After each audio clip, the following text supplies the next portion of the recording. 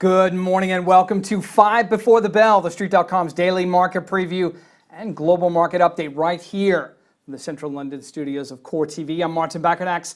I am the London Bureau Chief here at TheStreet.com, and I'm going to take you through those 5 things you need to know before the bell. 5 is the minimum that we could get in today. There's a lot more we could talk about, and we're going to start right with the European stocks because they are gaining relatively firmly. We're looking at decent gains across the board, around 0.5% for the markets here in London, a little bit higher for bourses in Europe, and that follows a decent session in Asia. And it has to be said, a decent and surprisingly strong session for Wall Street last night. Now, U.S. futures are looking good, and optimism is back on the front burner. There's a whole host of reasons why. I think effectively, you had a rather disciplined response, it has to be said, from President Donald Trump to the provocative missile launch from North Korea yesterday. And I think that and the fact that it seemed to go through the United Nations and the typical political channels put investors' minds at ease with respect to the rising tensions in the regions. And that's part of the reason that we have seen this safe haven trade fall off so quickly. And by that I mean gold is a little bit further to the downside, trading right around the $1,300 mark. U.S. Treasury bond yields are rising, and again, stocks are gaining around the world, and that's a good sign with respect to geopolitical tensions. So it's nice to see the healthy gains. I think markets were also given a little bit of a support valve from Moody's Investor Service. It upgraded its GDP forecast for G20 economies. They expect growth to advance a little bit more than 3% this year. That's pretty strong. Not the kind of stuff that we saw prior to the global financial crisis, but nonetheless, it's steady, although not spectacular. It also notched up its assumption for growth in China and in Europe as well. It did warn about geopolitical risks, and it talked about U.S. protectionism, and therefore it trimmed its growth forecast for the United States. And that's part of the reason why I think we're seeing the mechanics change for Federal Reserve rate increases. But nonetheless, Dow Jones looking about 40 points to the upside right now. European stocks are on the front foot, and it does seem like an optimistic start to the global trading day. We're going to move on to a story that is of interest to us here in the United Kingdom and probably to you as well. Fox News is no longer broadcasting here in Britain after 14 years. It was pulled off the airs last night by 21st Century Fox. They said it was a commercial decision. It only has a few thousand viewers here in the United Kingdom, and therefore it didn't make sense to keep it going. That's the official response. Don't believe it. The fact is, 21st Century Fox is trying to execute a takeover of Sky plc, at least the 61% that it doesn't already own. Now, the reason they're trying to do that is to consolidate, of course, their foothold in the media landscape, and Sky is a valuable enterprise here in the United Kingdom and indeed in Europe. It's Europe's biggest pay TV provider, and it has a hammerlock on viewership, particularly with respect to sports, but also with respect to American movies and content here in the UK and indeed in Europe as well. Now, the reason that they may have decided to pull Fox News off the air as part of their takeover of Sky is that the culture secretary here in the United Kingdom, a woman named Karen Brady, is a little bit concerned about the ways in which Fox News may or may not influence Sky News. Now, this has been raised by lawmakers who aren't comfortable with the merger potential, and Ms. Bradley, I beg your pardon, has talked about potentially referring the takeover attempt to a panel which would look at it for over 6 months and judge whether it is in the interests of the British media landscape.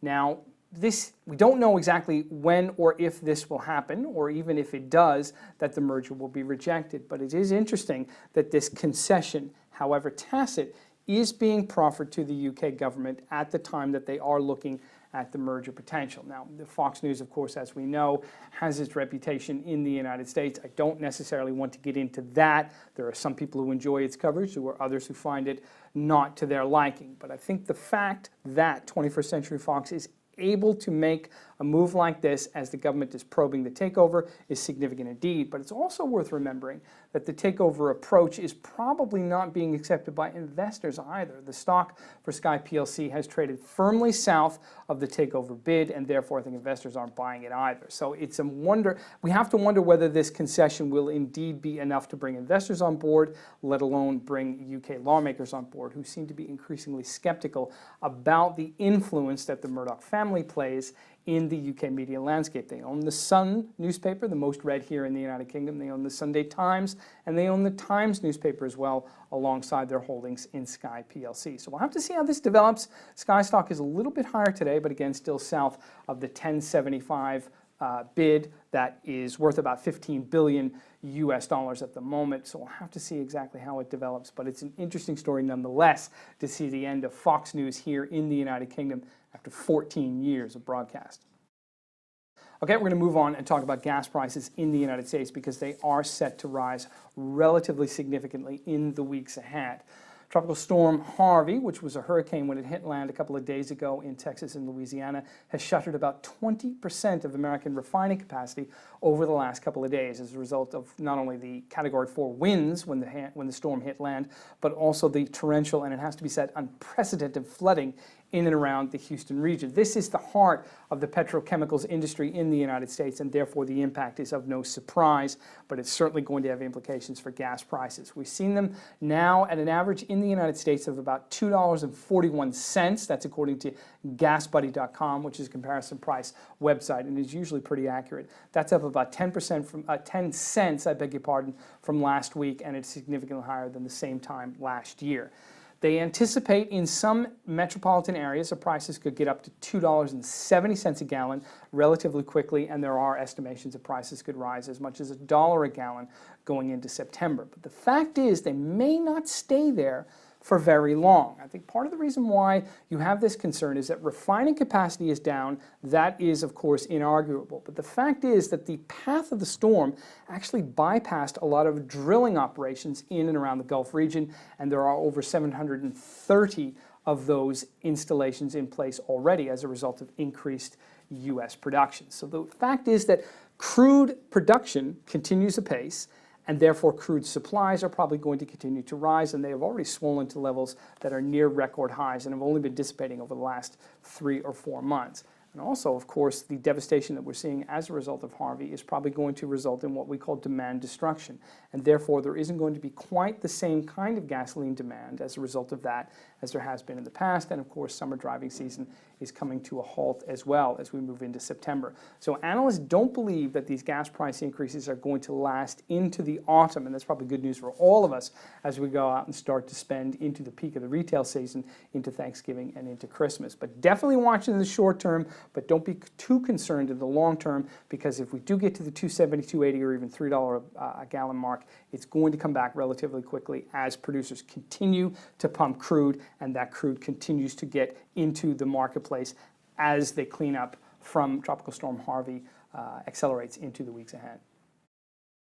Now, the story we're watching today is Uber Technologies, because they have a new boss. It was a relatively quick search, but Dara Khosrowshahi, I don't know if I'm pronouncing that correctly, but I'm pretty close, he's going to be the new boss of Uber. He has been at the helm of Expedia for about 12 years, and he joined the company officially as of late last night. It's an interesting hire, it's a quick hire, and it's one that sort of bypassed a lot of the media speculation for some of the bigger names to join the ride-sharing group. Jeff Immelt and Meg Whitman were two of the names that were in the frame. Both said they weren't interested, and Mr. Khosrowshahi is the man that Uber's board has decided to take it forward. But gosh, he has a pretty incredible to-do list to take on when he heads to his first meeting today, in a matter of fact, in San Francisco. He called it the toughest decision of his life and admitted to being a little bit scared because his professional life has been so wrapped around Expedia.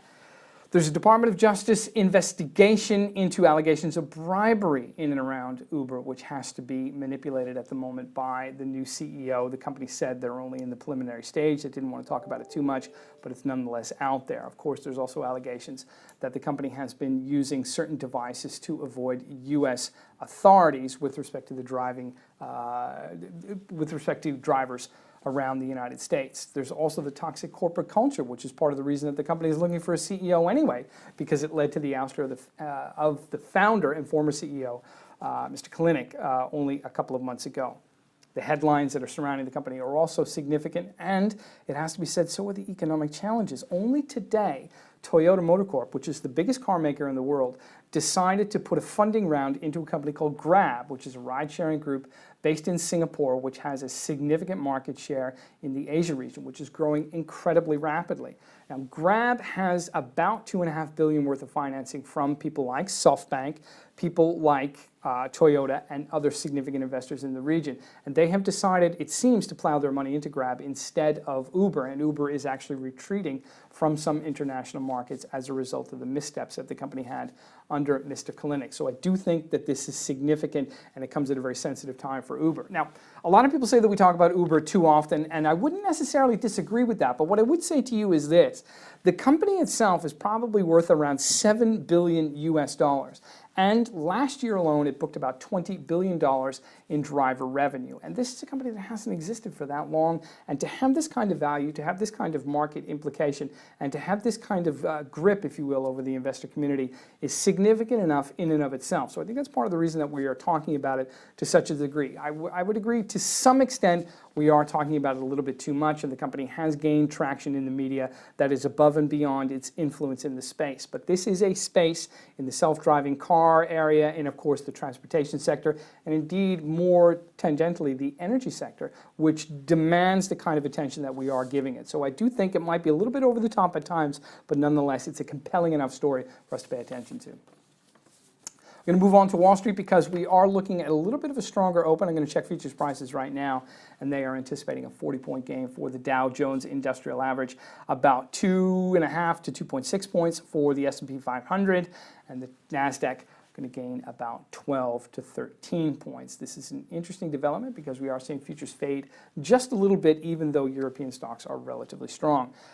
Hard to say exactly how we're going to end the day today because I do think the optimism is warranted, but nonetheless maybe a little bit overdone. And we haven't had back-to-back gains on Wall Street for a couple of weeks now. So I'll be surprised. I won't be surprised. I will be pleasantly surprised if we can get to the end of the day into the green in the same way that we did yesterday. Not a lot to get through on the corporate side. ADP jobs report is going to be coming a little bit later today, and that will certainly be interesting as we head into payrolls on Friday, and that, of course, is going to play a very significant role into the estimations of U.S. Federal Reserve rate hikes into the second half of the year, and ultimately what that's going to mean for Treasury prices, Treasury bond yields, borrowing costs, and then, of course, into the earnings season, into the September period. So we'll have to watch all of that with interest, but at least for the moment, stocks seem to have found a firm footing. Global equity markets are back on the front burner, and we are looking relatively positive as we head to the opening bell.